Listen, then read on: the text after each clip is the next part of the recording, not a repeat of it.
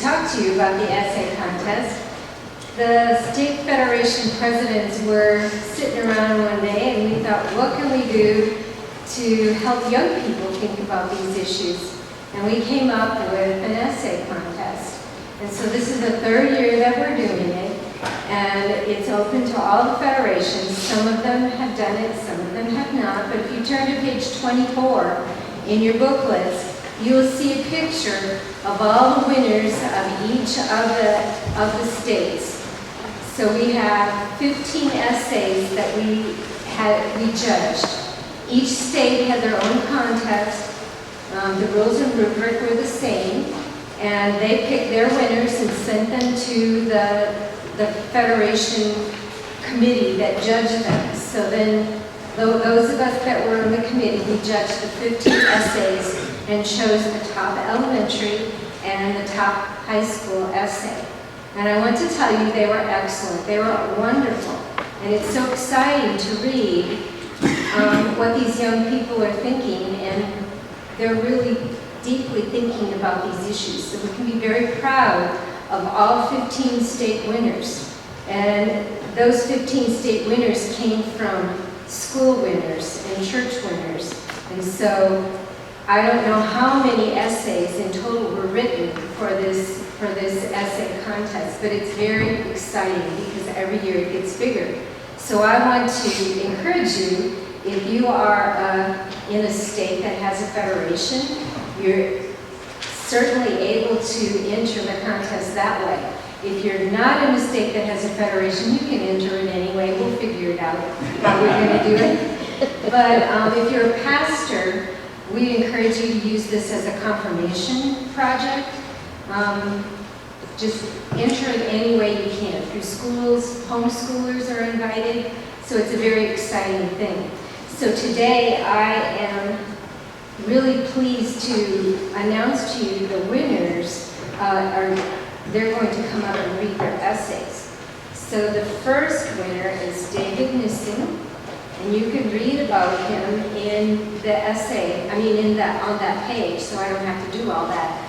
But I did want to say that he's going to leave really quick because he's running in the state cross-country meet for Lutheran schools tomorrow morning in Kansas City. So he'll be leaving really quickly.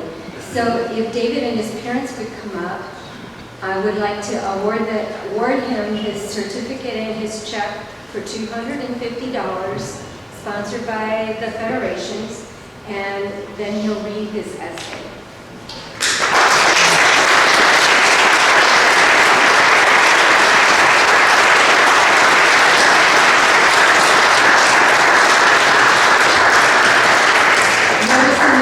David is in 7th grade, and he goes to Immanuel Lutheran School in St. Charles, and his mom and dad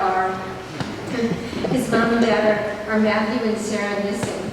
So David, in behalf of the federations, I would like to give you this plaque and a $250 check. You can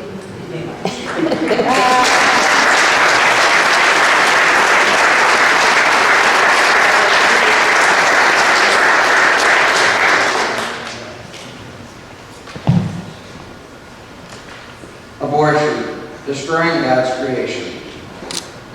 It is very clear that God values every form of life, no matter how young, small, or insignificant it may be. Jesus says in Matthew 19, verse 14, "Let the little children come to me, and do not hinder them, for to such belongs the kingdom of heaven." Yet many believe that weaker lives may be disposed of simply because of their inconvenience. This makes me think of a common family scenario. A young boy is creating something very complicated and intricate, but then his mischievous brother sneaks up behind him and destroys it. In the same way, God is constructing life itself, but when a mother decides to have an abortion, she destroys his incredible creation. Approximately 60 million abortions have been performed since the Roe v. Wade Supreme Court decision in 1973. The casualties of World War II are roughly estimated to be equal. Every day, thousands more miracles are shattered without thought and have no means of defense. Babies have feeling life, and, most importantly, a soul. Isaiah 46, verses 3 through 4 confirms this. You have been born by me from before your birth, carried from the womb, even to your old age I am he, and to gray hairs I will carry you. I have made, and I will bear, I will carry, and I will save. The Fifth Amendment declares that no person shall be deprived of life, liberty, or property without due process of the law. The baby has committed no crime by residing in its mother's womb. Therefore, it cannot be punished for it. Perhaps the child will be the one to save millions of lives through medicine, or spread God's word to a nation of unbelievers. God assures us in Jeremiah 29, verse 11, "For I know the plans I have for you, declares the Lord, plans for welfare and not for evil, to give you a future and a hope." All people, born and unborn, are equally loved by God. My substance was not hid from thee when I was made in secret and curiously wrought in the lowest parts of the earth. Abortion acts contrary to this. No person has the right to destroy innocent life. Thank you.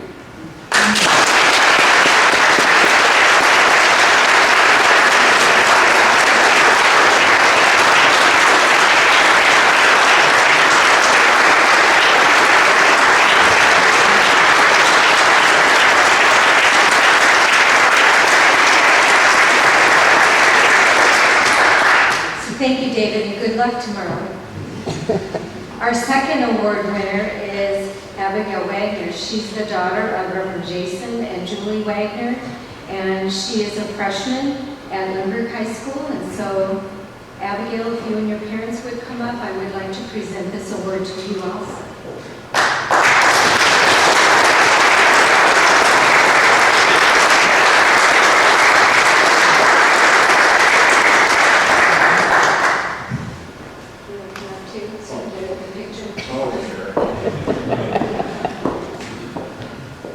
Abigail, I'd like to present this plaque to you and this check for $250, and thank you for entering.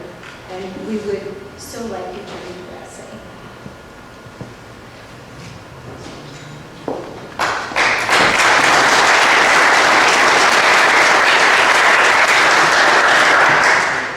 The debate over life issues has reached a turning point. Many respected pro-abortion scholars no longer refute that preborn babies are human lives. Instead, they reject the value of these lives and the lives of other humans that cannot perform specific tasks through a dangerous ideology known as personhood theory. United States Senator Mike Lee explained this theory well in a speech on the day of this year's March for Life. According to this view, he said, human beings gain the right to life when they gain some level of cognitive ability and bodily development. As Christians, we clearly see this argument as lies. God tells us in Isaiah chapter 46, verses 3 and 4, that you have been born by me from before your birth, carried from the womb, even to your old age I am he, and to gray hairs I will carry you. Since God carries us through each state and stage of life, each person has extraordinary value. Personhood theory often minimizes life's value in the area of in vitro fertilization. Currently, at least 600,000 embryos are stored frozen in the United States, their chance of life decreased by those who claim they are not people. Many of them will eventually be disposed of and killed. However, Christians recognize that these babies are certainly creations of God, who cares about them from before their birth. Two such Christians are Tina and Benjamin Gibson, and they adopted an unchosen embryo frozen for 25 years through the National Embryo Donation Center last year. On November 25, 2017, Mrs. Gibson gave birth to a healthy baby girl, Emma. She later told a local news outlet that Emma's life is a gift from the Lord. The Gibsons recognized the value of Emma's life as a creation of God, even when the world around them said she was not a person. God creates and cares for every life, even before birth. However, it is not only the unborn that are denied personhood by proponents of this theory. According to some, personhood requires the ability to communicate and reason, denying the status to those with disabilities. One such person is Lily Bad, a 7-year-old girl who attends my family's church. She was diagnosed at 7 months old with Pallister-Killian syndrome, PKS, a rare condition caused by an extra copy of the 12th chromosome. For Lily, PKS causes low muscle tone, slow vision processing, sensory processing disorder, and hearing impairment. Additionally, Lily is nonverbal. Despite ideas that would claim Lily is less than a person, because of her diagnosis. The value of her life as a creation of God is always on display. Her mother said in an email interview that there is no doubt that God has a purpose and reason for making Lily exactly like he has.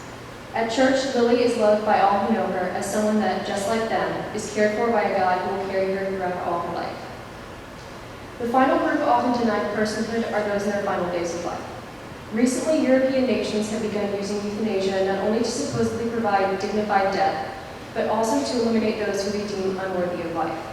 Perhaps the most chilling example of this is that of a 74-year-old Dutch woman with dementia, killed in 2016. The woman had, prior to her illness, requested to die stricken with dementia. However, her request was ambiguous and never clarified. Physicians, on the basis that the woman was suffering unbearably, prepared a lethal injection which she could not agree to. In the end, the woman had to be held down in order to be injected and killed. Her right to live was overcome by laws allowing others to take it from her. Although this woman was suffering, she was still a life treasured and valued by the God who created her and was with her even to her old age. Contrary to the lies of personhood theory, which claim that the value of a person's life can change based on their age or abilities, it is clear that from conception to old age, every human being is created and loved by God. The Bible says in Malachi chapter 3, verse 6, that I, the Lord, do not change, therefore you shall not be consumed. In the God who created all people with immeasurable value and sent Jesus to save and redeem them, we know that from age to age, he and his value for every life are the same.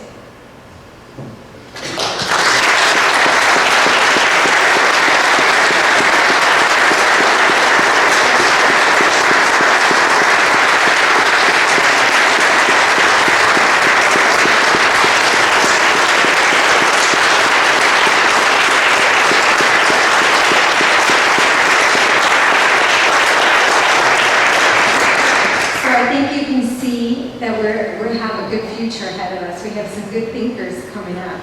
And I just wanted to make one little thing clear. Even though these two were from Missouri, the two winners were from Missouri, there was no weight on it. There were